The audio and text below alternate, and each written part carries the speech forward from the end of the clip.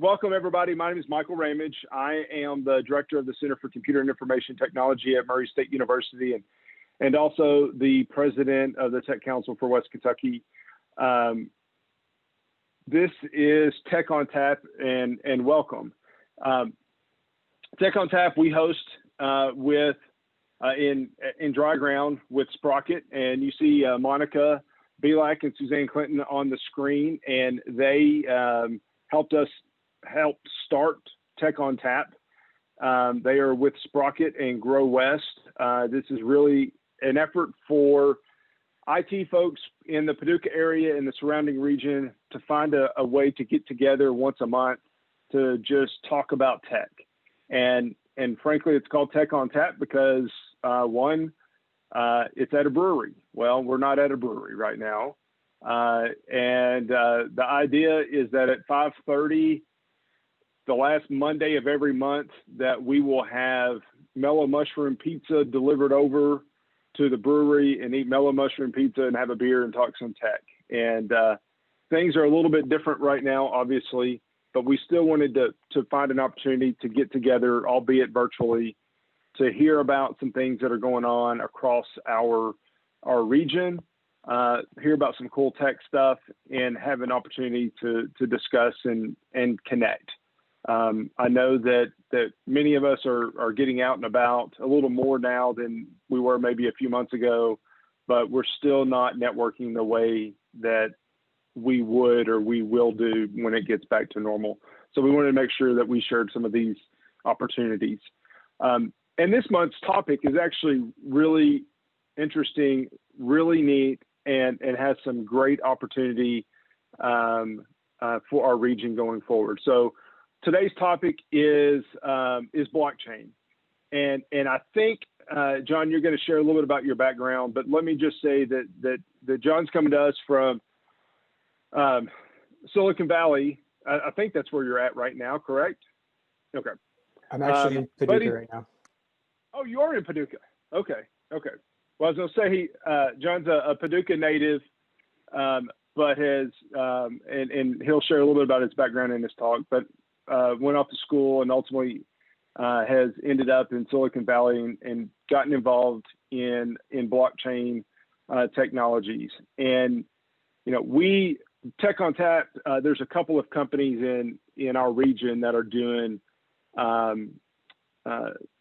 Bitcoin mining or cryptocurrency mining, and so the term blockchain came up, but that technology or the crypto mining is just one application really that blockchain technology has enabled, and so it I think is even more interesting to take a step back and look at the technology, understand the technology, and look at the opportunities that it has for our region. So I was excited to meet John and to hear about some of the ideas that he has, and wanted to make sure that we had an opportunity to get together with the tech folks in our region and share a little bit about that. And then our goal for this session is to always keep it interactive. So John has a little bit prepared to kind of give some background and kind of his perspectives on a few things, and then we will certainly open it up to question and answer time. So everybody has the ability to mute or unmute yourself. If it gets to a point where I hear some noise coming from your line, I'll mute you. But it looks like most folks are muted already. But if you have a question, you can unmute yourself and ask that question. That's certainly what our hope is, and what we really intend for these sessions to be.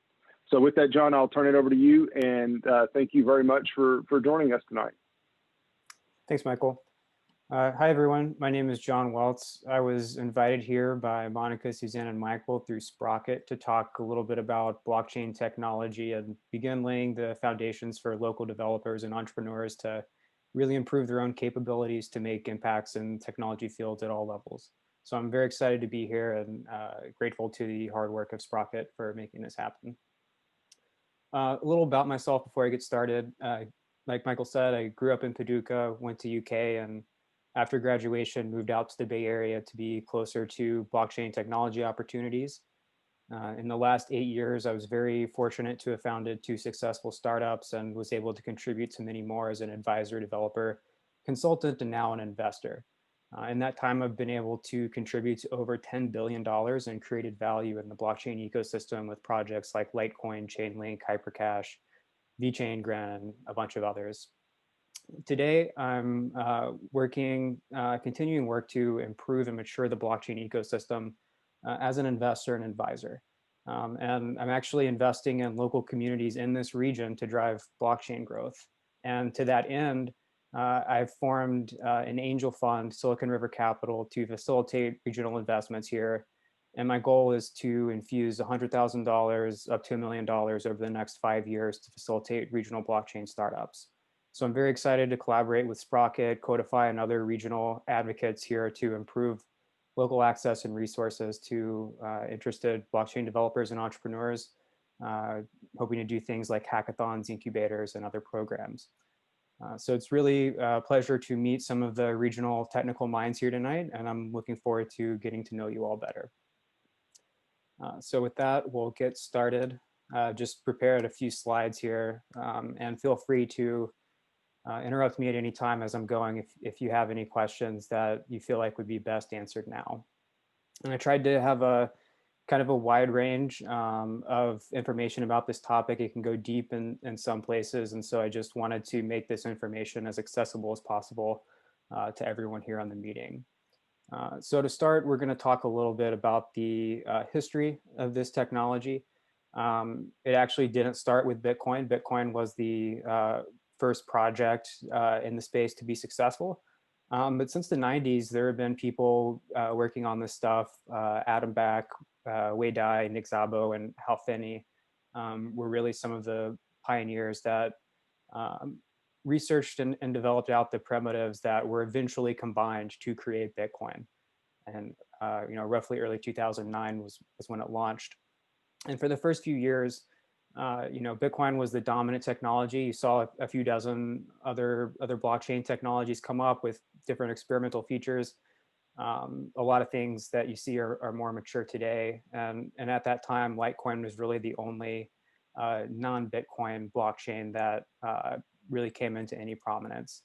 And so for reference, at this time, the price of Bitcoin was essentially zero. You couldn't give it away. The first time that it had any value, I guess you could say, in the outside world was someone traded 10,000 of them for a pizza because they were hungry one night. And that kind of gave Bitcoin its first value. And over those first few years, it saw a high of about $13. The following years after that, there was quite a struggle for establishing mainstream legitimacy for the developers and entrepreneurs that were working with this technology. It was a lot of work. There wasn't a lot of money in the space, and so it wasn't really that attractive. It was very risky for people that were already established in the technology space. And like I said, the money wasn't there, so it was kind of very much enthusiasts and people that were there for other reasons besides purely profit. And it was very, very difficult for a business to get started just because the regulatory environment was so unclear. And so there was a lot of risk, especially for growing businesses with traditional investors. And in this time, people did see the upside potential of this technology down the road. That's why you see kind of an interestingly high reflected price of Bitcoin in this time, but the fundamentals still weren't quite there to really put legs under this thing and make it stable. In 2017 and 2018, you saw what I'm referring to as the ICO mania, or initial coin offering. And we saw hundreds of billions of dollars come into the space and thousands of new projects come up. But really what this meant was, there were established venture capital funds investing in these projects. And there became kind of so much money involved that it was kind of the technology was kind of solidified as this is here to stay, and you're going to see various levels of investment in pushing that technology forward. And so the result of this was the ICO, initial coin offering, or STO, security token offering for the more regulatory inclined. you saw, like in Silicon Valley, we saw teams that would normally go to traditional VC firms to raise money, and take a period of weeks to months, and quite a bit of hands-on vetting, and they were just able to put up a website and get funded with 10 times the amount of money they would have gotten in their seed round overnight. So it was kind of this mania phase, a lot of money going around, but it was a new opportunity for for young startups to get exposure to capital outside of Silicon Valley. Um, and so it really remains today. Obviously, it's not as hype, not as much money going around, but it's still kind of a new paradigm for entrepreneurs to raise money, which is why I think that there's some exciting opportunities for the local Kentucky Paducah region to get involved here, because you no longer have to be in Silicon Valley to raise a lot of money. And so you see the reflected price of Bitcoin with a high of 19,000, which was pretty astronomical at the time, and we haven't quite returned to that level. In the last 2 years, there's this term DeFi, or decentralized finance, and that's kind of the buzzword this time around instead of ICO. And those are just programmatic financial instruments that are used to do things like provide loans in cases that there's not existing infrastructure to do. And it's still very early. The markets are very immature. There was a $24 million hack just last night from one of these protocols. So it's still very new, but it's definitely clear that these have accrued tens of billions of dollars in value over the last couple of years, and there's definitely a trend going here. You see the cryptocurrency and blockchain markets as a whole become more mature, better on-ramps and off-ramps, and by that I mean it's easier for you and me to buy cryptocurrency, sell cryptocurrency. You're dealing with more regulated businesses and exchanges, and kind of less risk for the consumer. Liquidity is improved. The regulatory environment is, clarified. So it's just easier to start and do businesses in the space than it was, in the years before. So with that clarity, we have a more mature and stable ecosystem. And the price range of Bitcoin over the last few years is like before, it fluctuated quite a bit, and the high is about where we are today. So I have a long list here of potential impacts of blockchain on different verticals, and I'm not going to go through them, but you can see that there's a very kind of diverse group of listings here. You have everything from identity and energy, healthcare and law, supply chain management. And so an example here that I like to give is we were consulting with the World Bank, and they had a problem where they would send money to a country, but due to the corruption in the country, it wouldn't make its way down to the people who needed to buy food.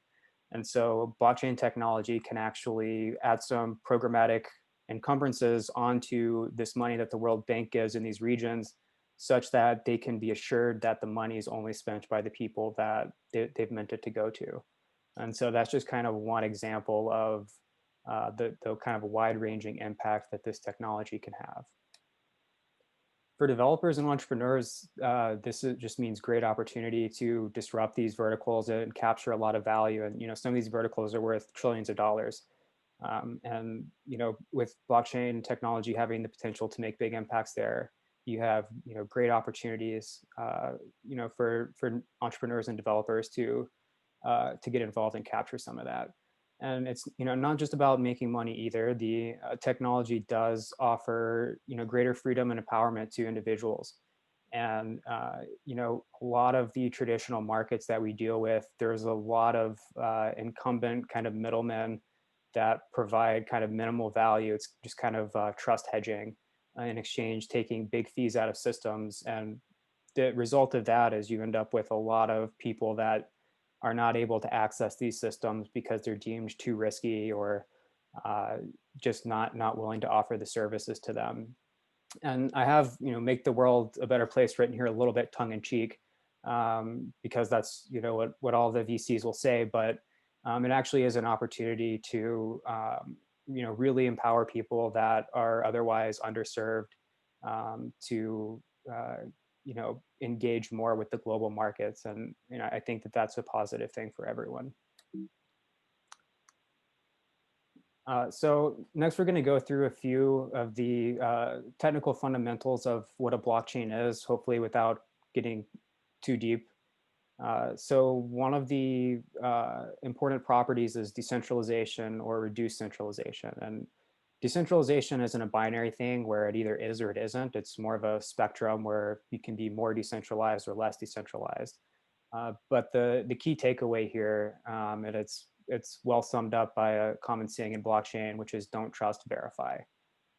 And so one of the big purposes of these systems is to reduce, having to trust a third party to be honest with you and to, give you a fair shake.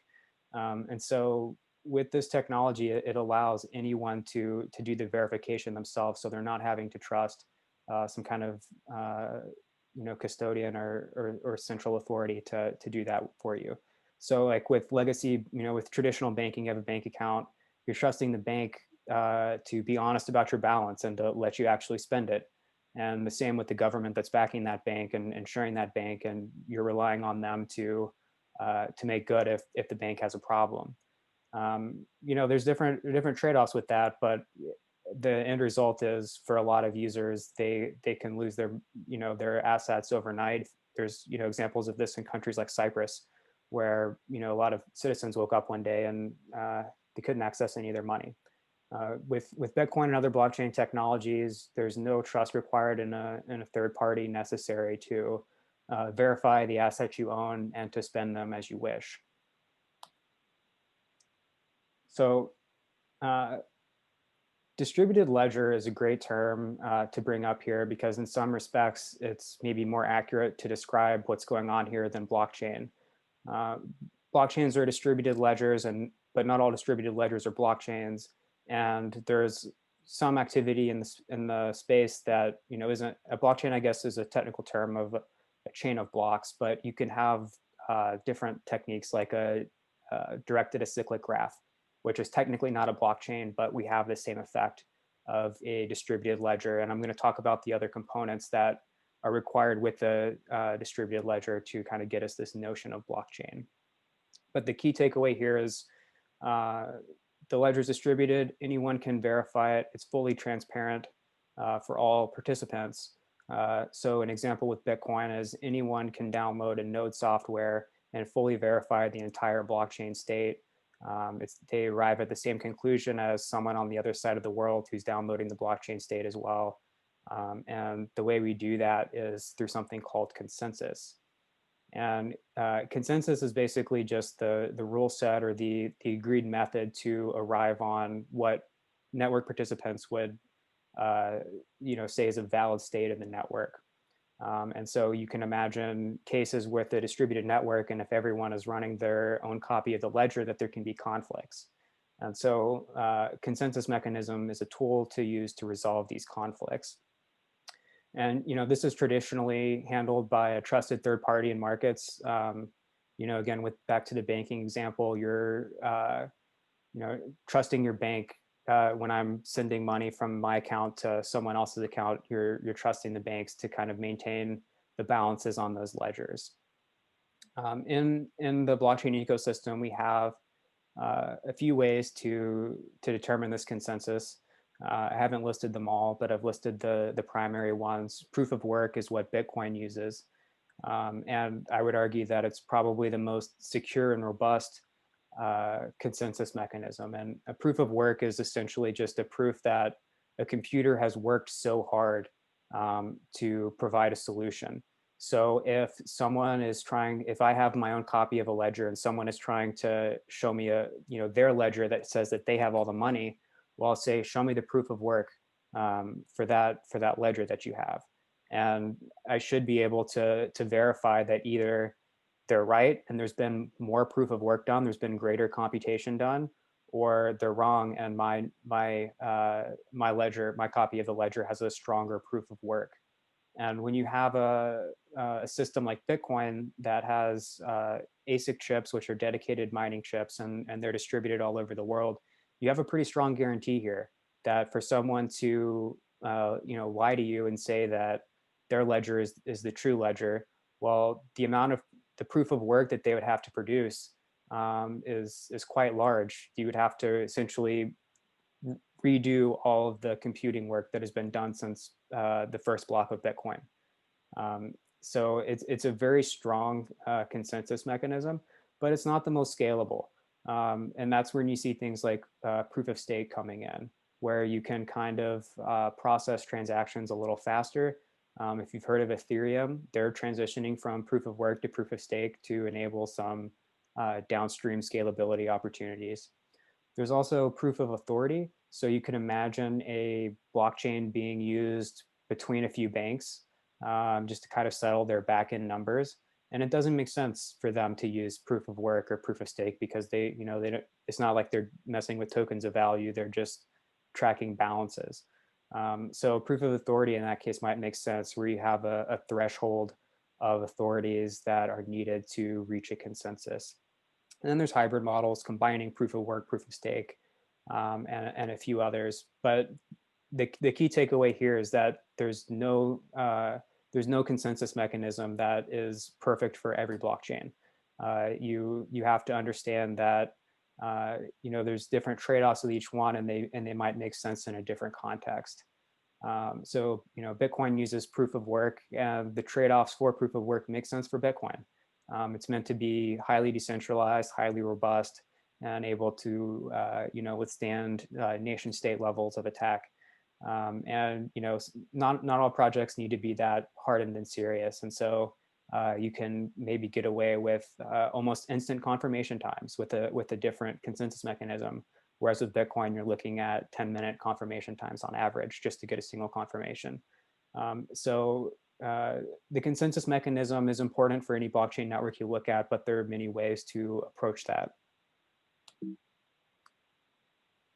So the other kind of primary fundamental piece here is this notion of public key cryptography. And this has been around well before Bitcoin.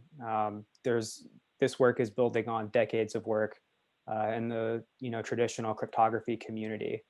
The key takeaway here with respect to blockchain is that it allows someone to create a public address or a public key, and that can be shared with anyone, but only the owner of the associated private key can make an attestation that they own that public address. So without getting too deep into the math of it, what it allows is a pretty high degree of confidence that I can share my public address with anyone here, and they can send some Bitcoin to it, and there's no way for anyone to spend it besides me because I generated the private key. And so just to kind of put that in perspective, if someone who's trying to steal your Bitcoin had 1 billion computers, performed 1 billion guesses per second, and did this for 1 billion years, there's less than a 1 in a billion chance of them guessing your private key. So for perspective, the address space is 2 to the 160th possible combinations, and there's only 2 to the 63rd grains of sand on Earth. So you're talking with, these kinds of numbers are very hard to comprehend, but the core is that's where the security from this comes from, the security of knowing that your tokens or assets are safe behind a particular address. So putting it all together in the context of these terms, you could argue a slightly different definition here, but generally speaking, a blockchain is a distributed ledger, usually decentralized, that uses some kind of consensus mechanism to determine the valid state, and the public key cryptography to prove verifiable ownership without trusting a third party. So with public key cryptography, we're able to produce signatures that are easily verifiable, showing that we have knowledge of the private key, and that allows us to kind of have our security with all of the stuff being on a public distributed ledger. So next steps, globally, blockchain is going to continue to grow. It's going to continue to eat into existing verticals. You look at Libra, which is Facebook's ever-changing attempt at a digital currency, and There's also going to be things that we can't really think of accurately right now, like impacts in artificial intelligence and new kind of verticals that blockchain is going to impact that maybe not is not obvious today. And locally, there's a lot that can be done.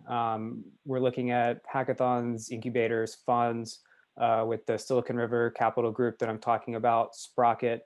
And really, the goal is just to expand knowledge and resources to get, local developers and entrepreneurs to use this technology to be able to, improve their lives and communities. And that looks a little bit like marketing speak, but essentially the goal is to bring in the resources so that people like me growing up don't feel the need to leave the region entirely to be able to participate in the ecosystem.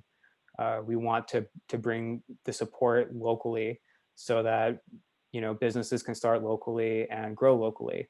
And with things like the ICO, the new funding models, and those kind of things are all kind of driving toward a less centralized technology community that doesn't require you to be in Silicon Valley to have success. So there are a lot of great ways to learn more about blockchain technology. I've identified 3 ways here, and I would say that you probably ideally want to do all of them to have kind of a holistic approach. Self-study is very important. Consensus Academy, consensus with a YS, not US, like regular consensus. They're a very well-known blockchain group, and they have great educational resources. If anyone on this call is interested in taking one of those courses, please reach out to me, and I'm sure we can find a way to sponsor you if you're interested. Lots of reading, discipline to do the reading, and the amount of material is just vast. Most people that get involved in the space, it takes them years and years to wrap their, minds around every little aspect that's going on here. So it's important to remember to not get overwhelmed. Take it one step, one piece of documentation, one day at a time, and you don't have to understand everything right away. It's I'm still learning stuff every day, so it's an ongoing approach, and it's important to try not to lose sight of the forest for the trees as you're learning. And group learning is really amazing. Hackathons and incubators are great ways to not only improve your technical skills, but improve your soft skills, team building. And they're great ways to meet potential future founders and coworkers. And it's really kind of an extra layer of taking what you've been learning on your own to bring it out and share it with others. And I'm really excited that Sprocket is working really hard to create new opportunities here, whether they're hackathons, incubators, to connect people in person with more mentorship and funding, and kind of really facilitating this group learning aspect. And then finally, the best way to learn from my perspective is to get your hands dirty, and to try to start actually building things. One of the great things about the blockchain ecosystem is nearly everything is open source. You're not going to run into, oh, I want to work with this technology, but it's closed source and I can't access it. So everything's open source. If you want, so a great thing that I like to recommend to people is, do your self-study, explore the ecosystem, and maybe you'll come across a dApp or a decentralized application that is exciting to you. You like to use it. And maybe you can think of a way to make the user experience a little better, maybe just improve a little menu button or something like that. And that's a great way to just learn the different components that are going on, and how to successfully build and deploy one of these applications, even just for testing. Or find a feature that it's lacking, even something that is maybe small and you don't know if other people will care about. Well, it's the blockchain ecosystem is really great, and there's a lot of open collaboration and learning, and I think you'll be surprised at the the maintainers of these different projects are very enthusiastic to have new people working with their code and technology, and can be great opportunities to find mentorship there.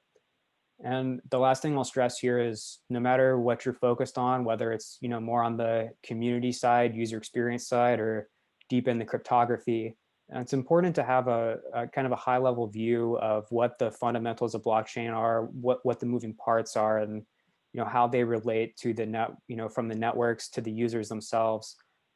Just because that understanding can really help you build a better user flow. It can help you engage with your community better. It can help you understand and appreciate more different trade-offs that might make sense to make with the bit of cryptography that you're working on that you might otherwise be inclined to do it in a particular way that you learned before or something like that. So the more that you can have a kind of a holistic big picture understanding of what this blockchain technology is and what it does and how it interacts with users, the better you can make these technologies for users. So I just like to encourage you as you're going through your learning process to kind of keep that in mind as you specialize, thinking about keeping the big picture in the back of your head. Okay, so I think I went through that a little bit quick, but if you have any questions, now is a fine time, and I'll keep up my contact information here in case anyone wants to reach out.